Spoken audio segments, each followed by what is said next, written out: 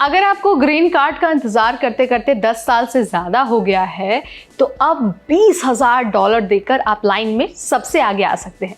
जी हाँ, आपने बिल्कुल ठीक सुना। अमेरिकी संसद में एक नया बिल आया है। बिल का नाम है डिग्निटी एक्ट 2025। ये वो एक्ट है जो इमिग्रेशन सिस्टम को हिलाकर रख सकता है। लेकिन इस बिल में है क्या, कैसे ये आपको मदद करने वाला है, इमिग्रेशन का ये पूरा फेस कैसे चेंज करने वाला है, ये हम आपको बताएंगे इसी वीडियो में।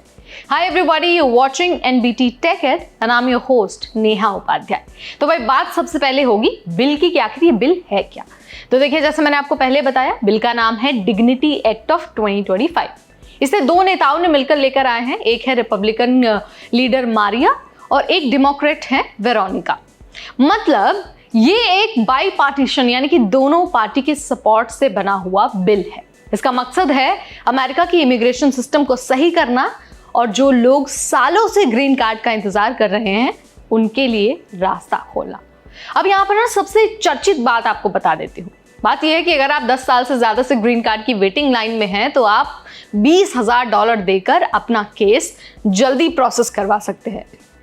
जी हाँ, यानी कि ये ना एक तरह से प्रीमियम फास्ट ट्रैक ऑप्शन है। यानी जिनके पास पैसा है वो आगे आ सकते हैं, लेकिन ये ऑप्शनल है, जबरदस्ती नहीं है। इसका फायदा उन लोगों को मिलने वाला है जो इंडिया और चीन जैसे देशों से हैं, जहां पर वेटिंग 10 से 15 साल से भी ज्यादा हो जाती है। अभी अमेरिका हर देश को सिर्फ 7% ग्रीन कार्ड देता है। मतलब इंडिया जैसे बड़े देशों को तो उतने ग्रीन कार्ड मिलते हैं जितने छोटे देशों को। अब इस बिल में ये जो लिमिट है ना, वो 7% से बढ़ाकर 15% करने की बात की गई है। इससे इंडिया और चीन जैसे देशों के लोगों का जो वेट टाइम है वो कम हो सकता है। अब जरा बात करते हैं उन बच्चों की जो H1B वीजा पर अपने पेरेंट्स के साथ आए हैं, लेकिन जैसे ही उनकी उम्र 21 साल होती है उनका स्टेटस खत्म हो जाता है। इन्हें कहा जाता है डॉक्यूमेंटेड ड्रीमर्स। अब ये जो नया बिल आया है डिग्निटी एक्ट, वो कहता है कि अगर कोई बच्चा 10 साल से अमेरिका में कानूनी तौर पर रह रहा है तो वो भी परमानेंट रेजिडेंसी के लिए अप्लाई कर सकता है। ये बहुत बड़ा कदम है, वरना इन बच्चों का फ्यूचर अक्सर अधर में लटक जाता है। अब देखिए, विदेशी स्टूडेंट्स के लिए भी बड़ी खुशखबरी है। खुशखबरी ये है कि अब F1 स्टूडेंट वीजा को डुअल इंटेंट बना दिया जाएगा। मतलब आप पढ़ाई के बाद यहीं पर परमानेंट रेजिडेंसी लेने का प्लान भी कर सकते हैं। बस क्या है कि पहले आपको साबित करना पड़ेगा कि आप वापस अपने देश चले जाएंगे। इसके अलावा OPT यानी कि ऑप्शनल प्रैक्टिकल ट्रेनिंग वालों को अब सोशल सिक्योरिटी और मेडिकेयर टैक्स देना होगा। इसके अलावा O वीजा में भी बदलाव। अगर आपने US से स्टेम या फिर मेडिकल में PhD किया है तो आपको सीधे एक्स्ट्रा ऑर्डिनरी टैलेंट माना जाएगा।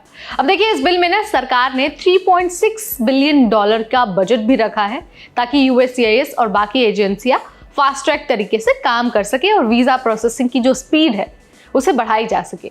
साथ ही एक इमिग्रेशन एजेंसी कोऑर्डिनेटर पोस्ट भी बनाई जाएगी ताकि सिस्टम और ज्यादा स्मूथ तरीके से चले।